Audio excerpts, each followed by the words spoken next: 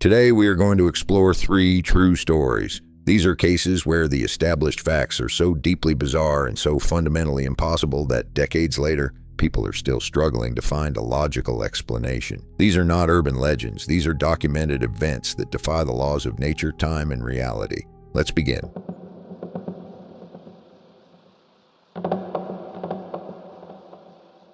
Around 8 p.m. on April 25, 1977, a 31-year-old man named Apolinario Souza Correa poured water over a dying campfire. He was standing on the beach of a small, uninhabited island in northeast Brazil. He was there with his 3 brothers, Firmino, Aureliano, and Jose.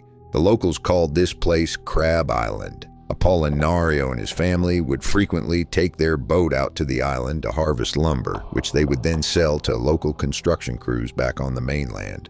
Whenever they made this trip, they had the entire island to themselves. There was never another soul in sight, but there was a very specific, unsettling reason for that isolation. Most of their neighbors firmly believed that Crab Island was haunted. Fishermen who anchored near the island would frequently report hearing strange, disembodied voices drifting out from the dense forest, especially dead in the middle of the night. Others claimed to see inexplicable, silent lights flashing and hovering over the treetops. Because of this, the locals stayed away. But Apolinario and his brothers were pragmatic men. They made good money harvesting this wood, and they simply didn't care about ghost stories. To them, the rumors were just local superstitions. On this particular day, they had arrived at Crab Island during high tide right around noon. They spent the entire suffocatingly hot afternoon deep in the brush, chopping down trees. They had never planned to sail back home the same day. Their routine was simple: work until dark, eat dinner by the fire, and then sleep in the cabin of their boat while it rested on the exposed mud of the low tide. A few hours later, the ocean would return, the high tide would lift their boat from the mud, and they would wake up and sail home. It was a perfect, efficient system. After Apolinario extinguished the campfire, he and his brothers waded through the thick, dark mud and climbed aboard their grounded boat. They walked into the cramped main cabin, rolled out their sleeping pads, and, exhausted from the day's labor, quickly fell asleep. Apolinario had only intended to sleep until about midnight, but when his eyes finally fluttered open, he immediately noticed a faint pink glow bleeding through the tiny cabin window. It was sunrise. He groaned, rubbing his face. They had overslept. By sleeping through the night, they had entirely missed the midnight high tide. Their boat had floated up and then settled right back down into the mud. Now, they were stuck. They would have to sit in the sweltering heat until noon to finally sail away. Frustrated, Apolinario looked over to check on his brothers. In the dim morning light, he saw Firmino and Jose still fast asleep, their blankets pulled up tightly over their faces. But the third sleeping pad was empty. Aureliano was nowhere to be found. As Apolinario sat up, trying to shake the sleep from his head, a sound shattered the quiet morning. It was a deafening, blood-curdling scream, and it was coming from just outside the cabin doors. Heart pounding, Apolinario scrambled to his feet and threw the cabin doors open. There, collapsed on the deck, was Aureliano. Apolinario froze in absolute horror. Aureliano was completely covered in severe, blistering burns. It looked as if the man's flesh had been submerged in fire. But as Apolinario stared at his agonizingly injured brother, his mind couldn't process what his eyes were seeing. Despite Aureliano's skin being charred and melted, his clothes were perfectly intact. There wasn't a single scorch mark on his shirt or pants. It was as if the fire had ignited underneath his clothing, burning only his flesh. While Aureliano writhed and screamed on the deck, a new, sickening sound caught Apolinario's attention. A low, guttural moaning was echoing from inside the cabin. Acting on pure, terrified instinct, Apolinario spun around and rushed back inside. He ran to the sleeping pads and ripped the blanket off Firmino's face. Firmino was moaning in unendurable agony. Just like Aureliano, his skin was catastrophically burned, literally peeling away from his muscles. And exactly like Aureliano, his clothing and the blanket he had been sleeping under were completely untouched by fire. Trembling, Apolinario turned to the final sleeping pad. He reached down and pulled the blanket away from his brother, Jose. Jose was not burned, but his eyes were fixed and glassy. He was dead. Trapped by the low tide, Apolinario was forced to sit on that boat for 6 agonizing hours, listening to his brothers whimper in pain alongside the corpse of Jose, waiting for the water to rise. When they finally made it back to the mainland, Apollinario rushed Firmino to the hospital. Aureliano, whose burns were slightly less severe, stayed behind with Jose's body. By the time they reached the emergency room, Firmino's organs were shutting down. He was slipping in and out of consciousness. The doctors frantically worked to stabilize him, demanding to know what kind of chemical or fire could have caused such bizarre, localized burns. Right before Firmino slipped into a deep coma, he managed to whisper a single terrifying detail. He told the doctors that during the night he had woken up and looked out the small cabin window. Hovering silently in the pitch-black air just above the mud flats was a massive, blinding ball of fire. That was the last thing he remembered. The local police launched a massive investigation into the events at Crab Island. Desperate for a logical explanation, they theorized that the men had somehow ingested hallucinogenic drugs and turned on each other.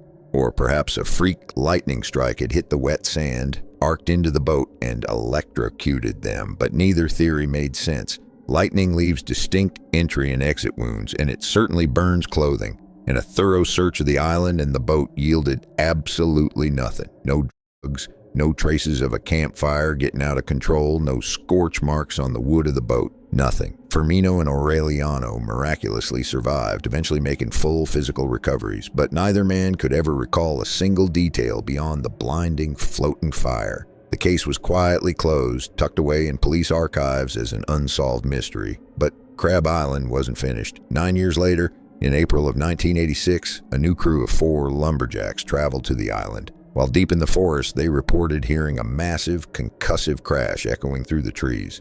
Instantly, all 4 men blacked out. When they regained consciousness 18 hours later, history had repeated itself. One of the men was dead, another was covered in horrific, inexplicable burns, with his clothing perfectly intact. And just like the brothers 9 years prior, the survivors had absolutely no memory of what had attacked them in the dark. On the night of June 12, 1993, 69-year-old Deke Slayton slowly climbed into his bed in League City, Texas.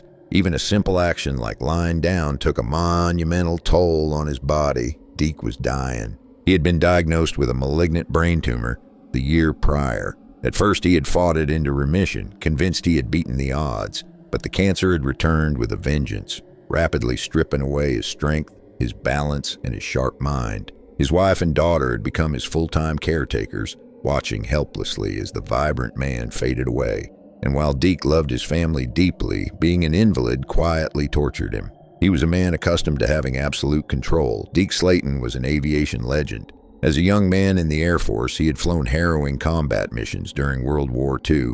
He loved the sky so much that he eventually pushed past the atmosphere itself, becoming one of the famed Mercury 7, NASA's very first group of elite astronauts. Even after he retired from spaceflight, he never truly left the cockpit. For the last 10 years, he had been a highly competitive air racer, flying small, incredibly fast planes through dangerous aerial obstacle courses at breakneck speeds. Now, trapped in a failing body, all Deke wanted to do was fly, one last time. He spent hours lying in the dark, fantasizing about his favorite racing plane, a bright red custom-built aircraft known as a Formula One Stinger. It was small, deafeningly loud, and incredibly difficult to pilot. He loved it. Deke knew his tumor made flying impossible. His hands shook, his vision blurred, and his decision-making was severely compromised. Furthermore, his beloved red Stinger wasn't even in Texas. It had been sitting in storage for 3 years. But as Deke lay in bed that night, feeling his life slipping away, a profound wave of determination washed over him. He made a silent promise to himself in the dark. Tomorrow morning, regardless of his sickness, he was going to get out of bed, track down his Stinger, and take it into the clouds. Early the next morning, over 500 miles away in Southern California, a manager arrived for his shift at the John Wayne Airport. His job was managing the airport's noise abatement department. John Wayne Airport is situated right next to a wealthy residential neighborhood, so they maintained a strict curfew. Absolutely no aircraft were allowed to take off or fly low over the area before 8 a.m. on Sundays. Usually Sunday mornings were quiet, but the moment the manager walked into his office, his desk phone started ringing. He picked it up. On the other end was a very angry local resident complaining that a deafeningly loud airplane was currently buzzing their house. The manager checked the clock. It was 7:50 a.m., a clear violation of the curfew. The resident described the aircraft perfectly. It was a very small, bright red racing plane. The manager apologized, hung up, and prepared to investigate, but before he could even sit down, the phone rang again. Another resident, same complaint.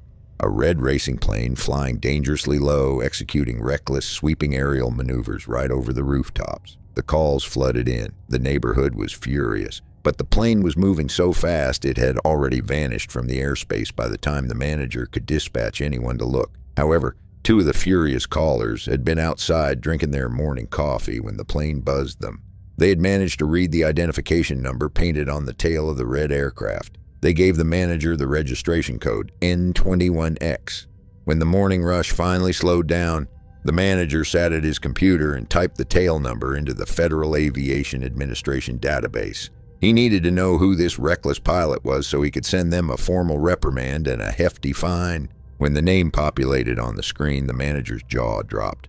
The plane was registered to Deke Slayton. In the aviation community, Deke was royalty. The manager couldn't fathom why a former NASA astronaut and decorated veteran would be flying like a reckless teenager over a residential neighborhood at dawn. It made no sense. To confirm the reports, the manager pulled the data from the airport's physical noise monitors. Sure enough, 3 separate ground monitors had recorded massive, synchronized spikes in decibel levels right along the flight path the residents had described at the exact time of the sightings. The plane was undeniably there. Shaking his head at the strange behavior of an old legend, the manager printed out the noise graphs, drafted a formal warning letter addressed to Deke Slayton, and put it in his outbox to be mailed. 15 days later, that letter arrived at a house in League City, Texas. It was opened not by Deke, but by his grieving widow. And as she read the reprimand from the John Wayne Airport, her confusion quickly turned into a deep, chilling shock.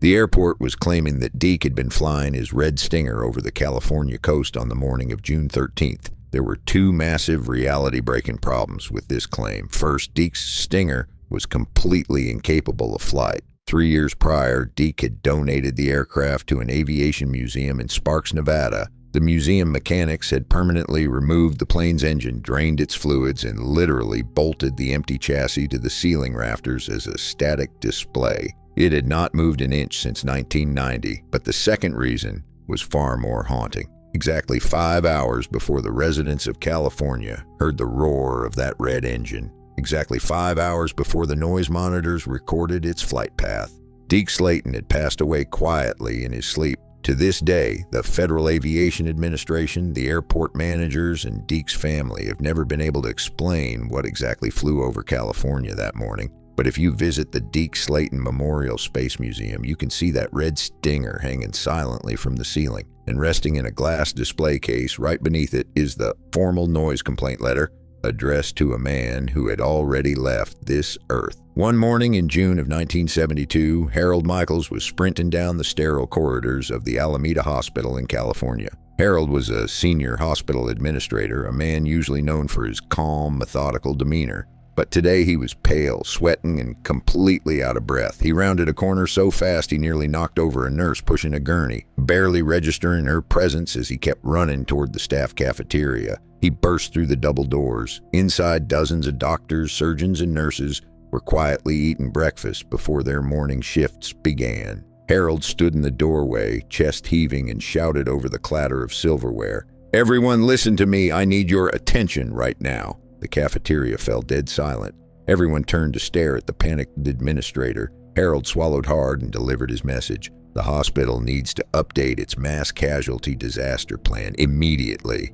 He paused, expecting the staff to spring into action. Instead, they just stared at him with total confusion. And their confusion was completely justified. It was a perfectly normal, sunny Tuesday in California. There was no earthquake, no multi-car pileup on the highway, no looming natural disaster. They were a mid-sized community hospital dealing with routine broken bones and mild illnesses. Why was the administrator suddenly acting like the world was ending? A senior surgeon slowly raised his hand from a back table.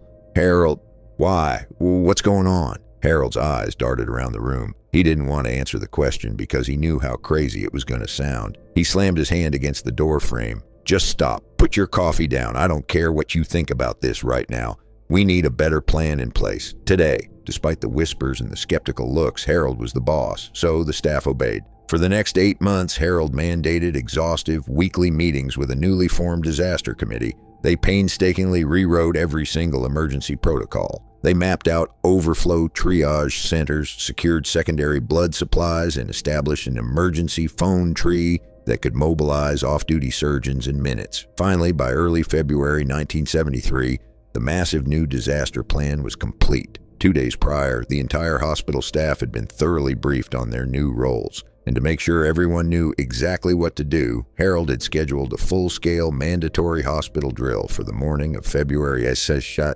But on the evening of February 7th, just 12 hours before the drill was set to begin, Harold was sitting in his living room, completely unable to relax. A cold, suffocating sense of dread had settled in the pit of his stomach. At 8:30 p.m., his home phone rang. It was the hospital. The voice on the other end was frantic. They told Harold to get back to the ER immediately. Harold sprinted to his car and drove like a madman through the dark city streets. When he finally pulled up to Alameda Hospital, the scene outside looked like a war zone. Dozens of police cruisers had blockaded the street, their red and blue lights flashing against the brick facade of the building. Fire engines and ambulances were stacked in the driveway, with exhausted EMTs aggressively pulling bloodied, screaming patients from the backs of the rigs. Harold pushed his way through the chaos and through the sliding glass doors of the emergency room. Inside, the hospital was operating at a terrifying speed, but with absolute surgical precision. Nurses were seamlessly directing stretchers into pre-designated overflow areas. Couriers were already running heavy boxes of O-negative blood from the local bank directly into the operating theaters.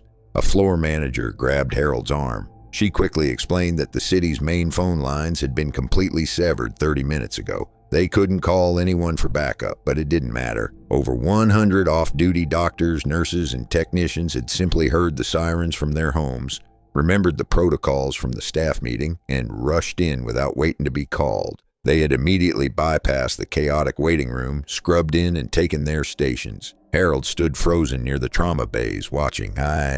He counted 6 fully prepped surgical teams standing in orderly lines, taking patients the second they cleared the doors. An EMT wheeled in a man suffering from catastrophic third-degree burns. A burn team immediately stepped out of the line, took the handles of the stretcher, and vanished into a sterile room.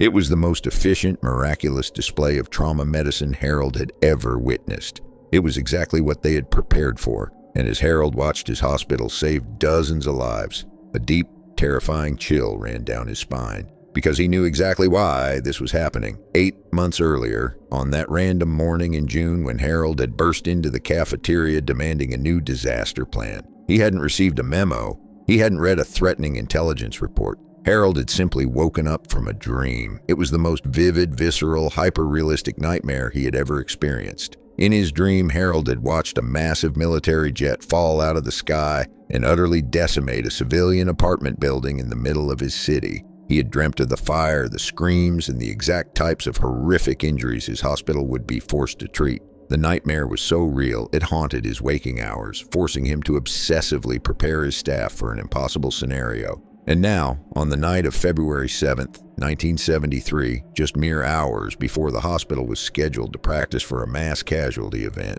a United States Navy fighter jet suffered a catastrophic mechanical failure and plummeted directly into a crowded 4-story apartment building in the center of Alameda. When the fire department first arrived at the blazing wreckage, they radioed dispatch, estimating that at least 50 people would be dead by morning. But they were wrong, because Harold Michaels had listened to a nightmare his hospital was waiting, and out of the dozens of critically injured people pulled from the inferno that night, only 11 lives were lost. 3 strange events, 3 impossible realities. Sometimes the truth isn't just stranger than fiction, it completely defies it.